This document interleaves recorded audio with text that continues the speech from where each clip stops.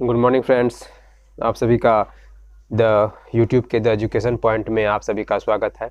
मैं वैभव राज। आज दिनांक 12/1/2021 जो कि करंट अफेयर्स का शो है, आप सबों के लिए लाया हूं मैं।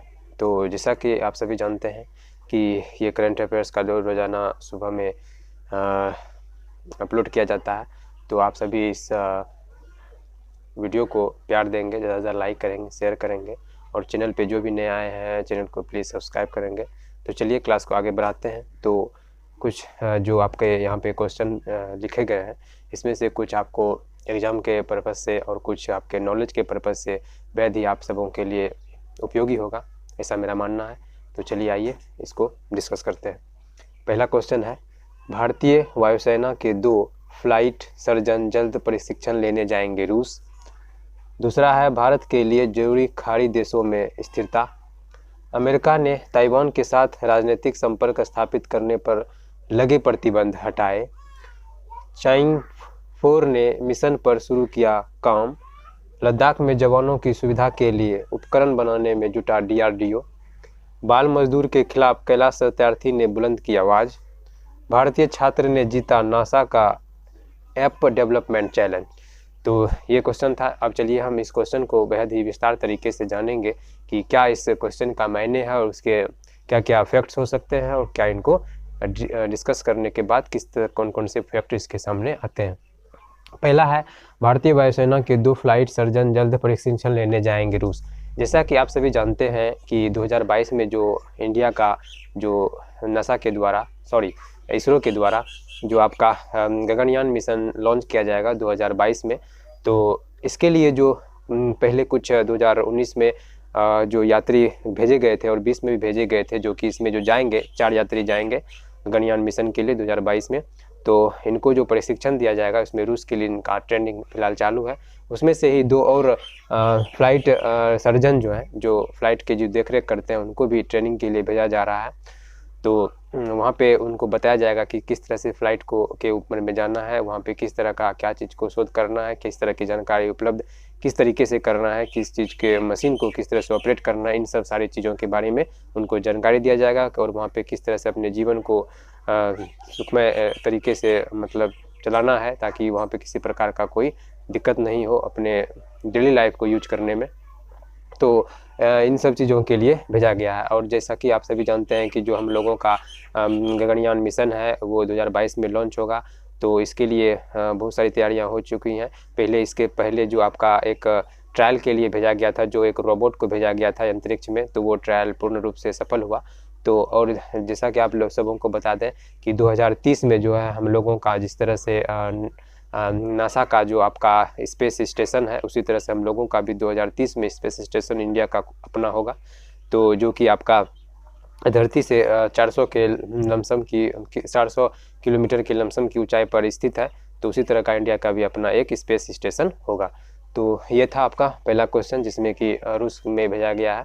जैसा कि आप सभी जानते होंगे कि रूस की राजधानी जो है मेक्सिको है, और जो कि मेक्सिकोविन नदी के किनारे स्थित है। रूस के जो राष्ट्रपति हैं वो व्लादिमीर पुतिन हैं, तो जो कि लगातार राष्ट्रपति पद पे स्थिर हैं, ताकि यहाँ पे जो इनका उम्र जो है बहुत अधिक हो चुका है, लेकिन ये अपने पद से कभी हटने नहीं रहे हैं। मतलब अगर कार्यकाल समाप्त होने वाला होता है तो ये अपने कानून में इस तरह के मतलब राष्ट्रपति के जो बनने का जो कानून होता है उसमें इस तरह की तब्दीलियाँ कर लेते हैं, यानी बदलाव कर लेते हैं, ताकि ये उसी पद पे बने रहते हैं। तो चलिए आइए, ये था आपका पहला क्वेश्चन। तो नेक्स्ट क्वेश्चन में हम लोग डिस्कस करते हैं कि भारत के लिए जरूरी खाड़ी देशों में स्थिरता। जैसा कि आप सभी जानते हैं, भारत का जो व्यापार अधिकांशतः खाड़ी देशों के साथ होता है। सबसे ज़्यादा व्यापार तो अमेरिका के साथ होता है, उसके बाद आपका सिंगापुर के साथ होता है। तो विशेषतर जो आपका खाड़ी देश होता है, पहले तो हम लोग ये जान लेते हैं कि खाड़ी देश कहते किसे हैं। तो वैसे देश मतलब जो आपके मतलब समुद्र लैंड से, जिस तरह से आप मैप में देख सकते हैं, जैसे आपका गुजरात का जो मैप होता है, आपका इस तरह से गुजरात का मैप होता है, ठीक है। तो इस तरह से जो ये वाटर है, ये मतलब समुद्र का जो पानी है, तो इस जगह पे जो स्थित देश होते हैं जो 3 तरह से मतलब लैंड से घिरा हो, ठीक है, तो उस तरह के देश को खाड़ी देश कहते हैं। यानी कि वाटर अगर उनके समीप में रहता है तो उस तरह के खाड़ी देश कहते हैं। उसी तरह से जैसे खाड़ी देश, इसे तो आप खाड़ी देश नहीं कह सकते हैं, इंडिया में तो खाड़ी देश है नहीं, जो कि ज़्यादातर खाड़ी देश आपका, जैसे कि आप इंडिया का जैसे इस तरह से मैप बनाते हैं, तो यहाँ से जब आगे बढ़ते हैं तो ये आपका गुजरात का रीजन हो गया, ठीक है, ये आपका गुजरात का रीजन होगा। यहाँ से जब आप इधर आगे बढ़ते हैं तो इधर आपका पाकिस्तान आ जाता है, इधर ईरान आ जाता है।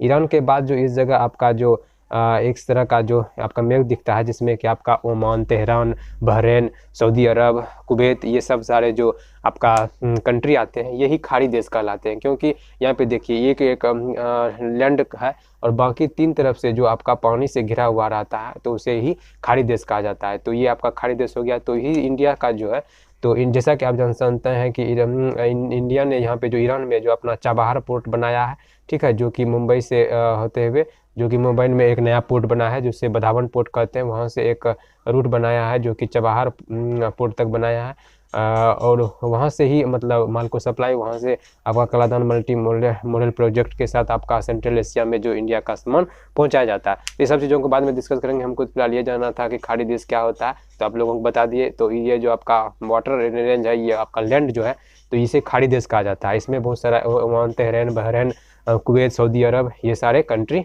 आते हैं जो कि आपके खाड़ी देश के साथ आते हैं। तो क्या है, भारत के लिए जरूरी खाड़ी देशों से स्थिरता। तो इसीलिए इंडिया ने खाड़ी देशों के साथ स्थिरता बनाए रखने के लिए इन सब के देशों के साथ अपना जो व्यापारिक संबंध है वो अच्छा करने का प्रयास कर रहे हैं। तो इस चीज़ को याद रख लेंगे कि खाड़ी देश किसे कहते हैं, कौन कौन से देश खाड़ी देश में आते हैं। तो चलिए ठीक है, तो ये आज का क्वेश्चन था। चलिए तीसरा क्वेश्चन हम लोग डिस्कस कर लेते हैं।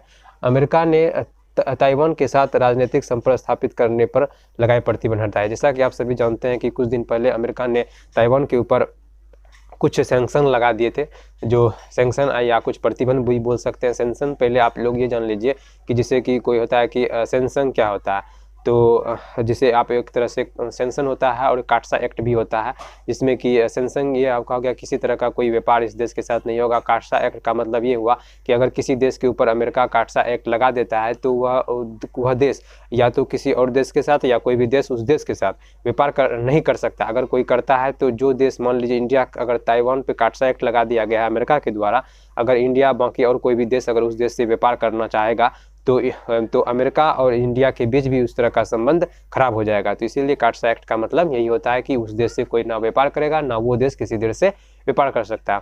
आप लोगों के मन में ये सवाल हो रहा होगा कि अमेरिका ही किसी देश के ऊपर क्यों काटसा एक्ट लगा सकता है, इंडिया क्यों नहीं लगा सकता। तो जैसा कि आप सभी देखते हैं अपने समाज में कि जो आपके जो बलिष्ठ लोग होते हैं वही मतलब समाज में जो अपना वर्चस्व कायम रखना चाहते हैं, तो उन्हीं के ऊपर सभी लोग उनसे डरने का बात कर सकते हैं, डरते भी हैं। तो उसी तरह से अमेरिका को इस दुनिया का सबसे बड़ा पावरफुल देश माना जाता है। तो अमेरिका का यह मानना है कि वह जो कानून पास कर देता है किसी के ऊपर, तो आदमी, कोई भी व्यक्ति किसी के ऊपर शासन तभी कर सकता है जब वो सब चीज़ से बलिष्ठ हो। जैसे आप कह सकते हैं ताम दान दंड भेद, जो हर तरह का गुण उसके ऊपर हो और हर तरह का पावर हो। जैसा कि आप सभी जानते होंगे कि अमेरिका जो है एक पूंजीवादी अर्थव्यवस्था है, ठीक है, वहाँ पे पूंजीवादियों को बढ़ावा दिया जाता है। इंडिया जो है एक डेमोक्रेटिक कंट्री है, यहाँ पे सभी चीज़ों को मान्यता जा सकता है। इंडिया जो है पूंजीवादी व्यवस्था नहीं है। किसी दिन अगले क्लास में हम ये भी समझेंगे कि पूंजीवादी क्या होता है, और आपका व्यापारवादी तो पूंजीवादी में आ गया, और आपका जो राजनीतिकवादी है या फिर आपका प्रजातांत्रिकवाद जो है, ये सारा चीज़ क्या होता है, इसके बारे में डिस्कस करेंगे। तो हम लोग यहाँ पे थे कि ताइवान के ऊपर जो राजनीतिक संपर्क स्थापित करने पर लगाए प्रतिबंध को जो हटाया है, कि मतलब इस तरह से कोई प्रकार का राजनीतिक संबंध नहीं रख सकता है मतलब ताइवान के साथ, ठीक है। तो अमेरिका ने इस को हटा दिया है। लेकिन इससे जो है चीन को बहुत दुख हो रहा है, क्योंकि चीन जो चाहता है कि ताइवान जो है वो चीन का अपना हिस्सा है। लेकिन ताइवान का खुद कहना है कि ताइवान जो है एक संप्रभु राष्ट्र है, यह किसी के अधीन नहीं रहना चाहता है। लेकिन चीन का वही मानना है कि ताइवान को बीजिंग में मिला दिया जाए ताकि ये एक पूरा राष्ट्र बन जाए, जिससे चीन को बहुत तकलीफ है कि अमेरिका इस मामले में इंटरफेयर कर रहा है, ठीक है। तो आप सभी जानते होंगे कि आपका जो ताइवान है वो बहुत सारे मतलब एक लैंडलॉक ये एक मतलब द्वीप के नाम से जाना जाता है। ताइवान बहुत सारे द्वीपों का एक समूह है। आप लोग जानते हैं कि ताइवान की राजधानी ताइपे है, ठीक है। तो इन सभी चीज़ों को आप लोग याद कर लेंगे, ठीक है। चलिए आइए दूसरा क्वेश्चन देख लेते हैं। चाइंग 4 ने मिशन पर शुरू किया काम।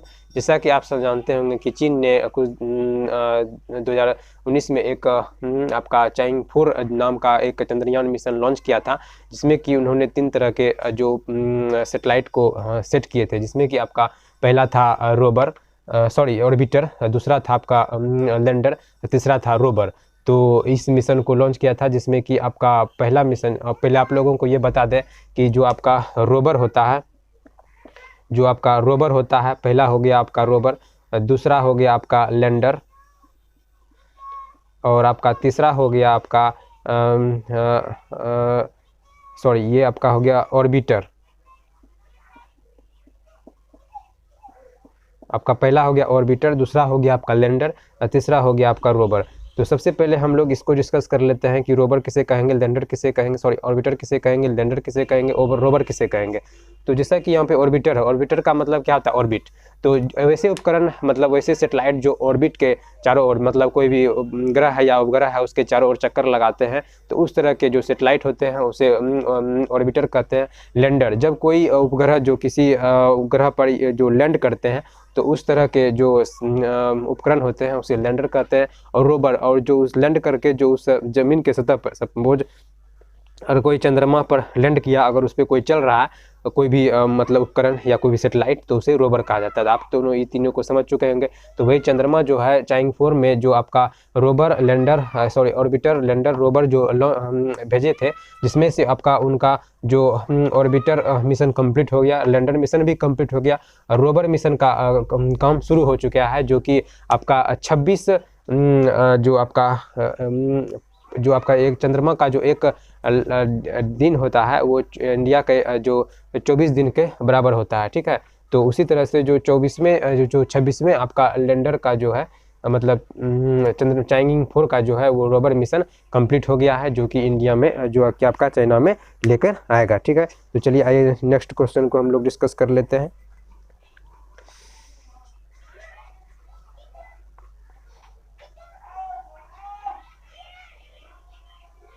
एक मिनट रुकिएगा, एक क्वेश्चन थोड़ा सा मिस कर रहे हैं हम लोग। ठीक है, तो हम लोग ये पढ़ लिए थे कि जैसे कि आप लोग जानते हैं कि चंद्र दिवस बराबर होता है 24 दिन, ठीक है, जो इंडिया के दिन के बराबर होता है, यानी कि एक चंद्र दिवस बराबर 24 दिन होता है। तो उसी तरह 26 चंद्र दिवस मतलब के दिन, यानी 26 चंद्र दिवस पूरा होने के बाद इंडिया का चाइंग 4 का जो आपका रोबर मिशन है वो कंप्लीट काम करना शुरू कर दिया है। इसमें इसका काम यह है कि वो जो चंद्रमा की सतह पर उतरेगा, उत्तरी ध्रुव पर, और वह वहाँ पे जो 2 मीटर तक की गहराई तक मिट्टी को खोदेगा, माइनिंग करेगा, उसे खोदकर वहाँ से निकाल के उसका जो सैंपल है वो चाइना लाएगा। तो ये था आपका चाइंग मिशन। तो जैसे कि आप लोग इंडिया के बारे में भी जानते हैं कि इंडिया ने सबसे पहले चंद्रयान फर्स्ट जो भेजा था आपका 2018 में भेजा था, ठीक है।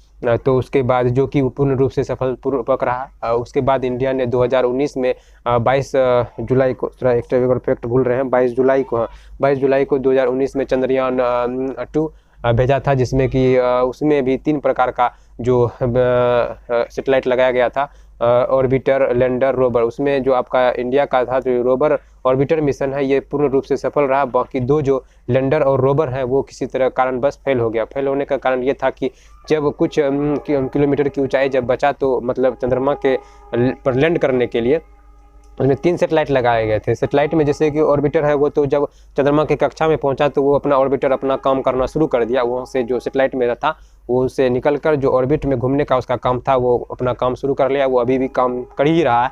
तो बाकी जो आपका लैंडर रोबर था वो जब लैंड करने वाला था, कुछ कारणवश टेक्निकल फॉल्ट की वजह से यहाँ से जो उसका धरती पर से जो इंडिया से उसका संपर्क, जो इंडिया के जो साइंटिस्ट वगैरह थे उनसे उनका संपर्क टूट गया, जिसके कारणवश वहाँ से वो गति बहुत हाई हो गई, जिससे वहाँ पे वो जाके उस चंद्रमा में जाके टकरा गए, जिससे वो विलुप्त हो गया। कुछ दिन के बाद जो आपके नासा के जो स्पेस स्टेशन है उन्होंने ये बताया कि आपका जो लैंडर और रोबर मिशन था वो कहाँ पर स्थित है, ठीक है। तो ये समझ लिया। तो तीसरा, जैसे कि आप लोग सभी जानते होंगे कि चंद्रयान 3 का जो मिशन है वो पुनः शुरू किया जाने वाला है, जो कि 2022-23 में इसको भी लॉन्च किया जाएगा, ठीक है। तो चलिए आइए, जिसमें कि आप सभी जानते होंगे कि ये जो आपका भेजा जाता है इसमें सेटेलाइट के माध्यम से भेजा जाता है। सेटेलाइट दो प्रकार के होते हैं, एक होते हैं GSLV और एक होते हैं PSLV, ठीक है। तो सेटेलाइट दो प्रकार के होते हैं, ठीक है। पहला होता है आपका GSLV और एक होता है PSLV। इसका फुल फॉर्म होता है geo synchronize launch vehicle, polar satellite launch vehicle. तो किसी दिन एक अलग क्लास का सेशन लाएंगे जिसमें एक आपको सेटेलाइट्स के बारे में समझाएंगे। जैसे कि GSLV है जो कि आपका मतलब जो यदि मान लीजिए कहीं थोड़ी ही दूरी पर किसी सेटेलाइट को भेजना है तो GSLV का प्रयोग करते हैं। अगर मान लीजिए कहीं बहुत ऊंचाई पर सेटेलाइट को भेजना है तो इससे PSLV का प्रयोग करते हैं। जैसे कि 36,000 किलोमीटर से अधिक ऊंचाई सब पे भेजना है किसी चीज़ को तो PSLV का प्रयोग करते हैं। जैसे हम लोगों का जो मतलब टीवी सब का जो मोबाइल सब का जो किसी तरह का सेटेलाइट, जैसे टीवी का सेटेलाइट सब में से आप लोग फिल्म वगैरह सब देखते हैं, DTH सब सेवा उपलब्ध कराते हैं, उसमें जो सेटेलाइट लगाया जाता है वो PSLV के माध्यम से लगाया जाता है, क्योंकि वो 36,000 किलोमीटर ऊंचाई पर लगाया जाता है, मतलब पृथ्वी के डिस्टेंस से। जो कि पृथ्वी जो सेटेलाइट लगाया जाता है वो पृथ्वी के जिस तरह से पृथ्वी घूमता है उसी तरह से वो सेटेलाइट पृथ्वी के बराबर समानांतर घूमता है। तो उस तरह के सेटेलाइट को भेजने के लिए PSLV का प्रयोग किया जाता है। जनरली हम लोग कह सकते हैं कि GSLV जो कम डिस्टेंस के लिए GSLV का प्रयोग करेंगे और करते हैं, और जो ज़्यादा ऊंचाई तक भेजते हैं उसे PSLV का प्रयोग करते हैं। तो ये था आपका। तो चलिए अब दूसरे क्वेश्चन को डिस्कस कर लेते हैं। लद्दाख में जवानों की सुविधा के लिए उपकरण बनाने में जुटा DRDO।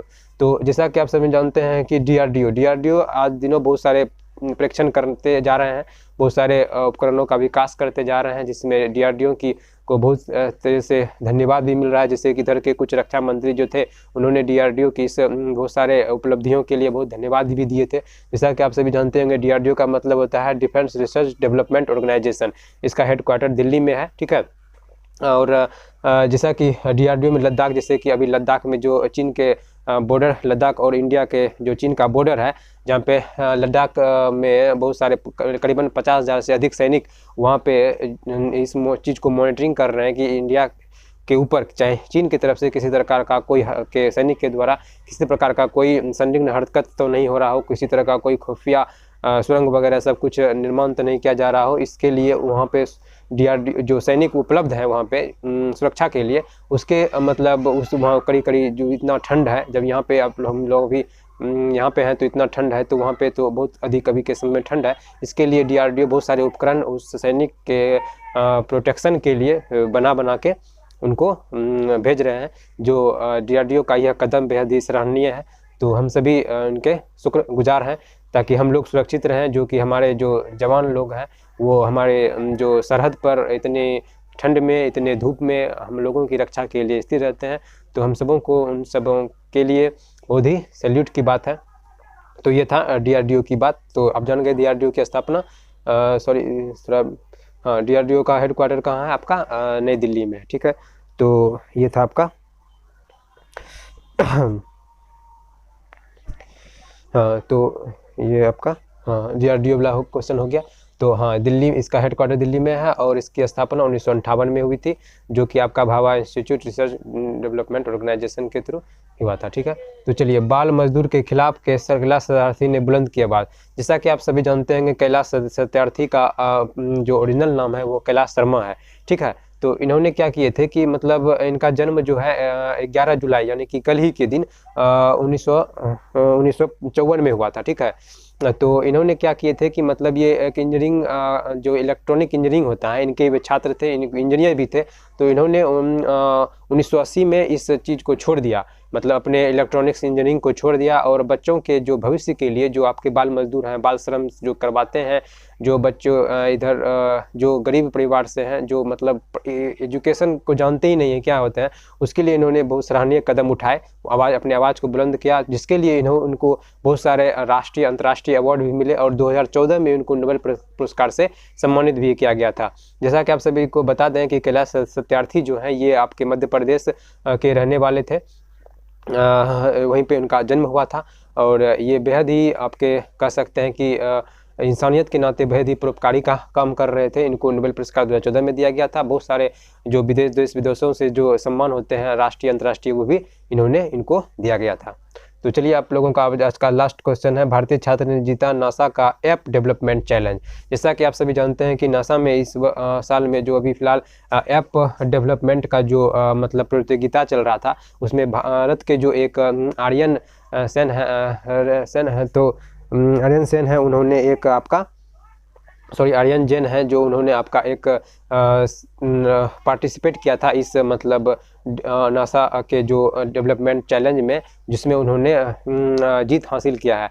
तो इन जो ये है तो इन्होंने क्या किया था, ये गुरुग्राम हरियाणा के रहने वाले हैं, जो कि आपका आर्यन जैन है, ठीक है, आर्यन जैन है, और इन्होंने ये गुरुग्राम हरियाणा के हैं। इन्होंने मतलब अमेरिका के जो 5-6 और लड़के थे, उनको एक टीम में मिलकर इन्होंने काम किया था, जिसमें इन्होंने जीत हासिल की है। उसमें बहुत सारे टीम थे जो इस नासा के जो डेवलपमेंट में जो प्रतियोगिता थी, उसमें जो आपका एक क्वेश्चन आ सकता है कि जो अभी नासा के डेवलपमेंट चैलेंज में जो कि आपका प्रतियोगिता में भारत के जो जीतने वाले स्टूडेंट का नाम क्या है, जो एक हाई स्कूल के छात्र हैं, उन्होंने इस प्रतियोगिता में भाग लिया और जीता। उनका नाम आपका आर्यन जैन है, जो कि गुरुग्राम हरियाणा के रहने वाले हैं, और इन्हें 4-5 जो अमेरिका के जो स्टूडेंट हैं उनके साथ मिलकर इस प्रतियोगिता में पार्टिसिपेट किया था।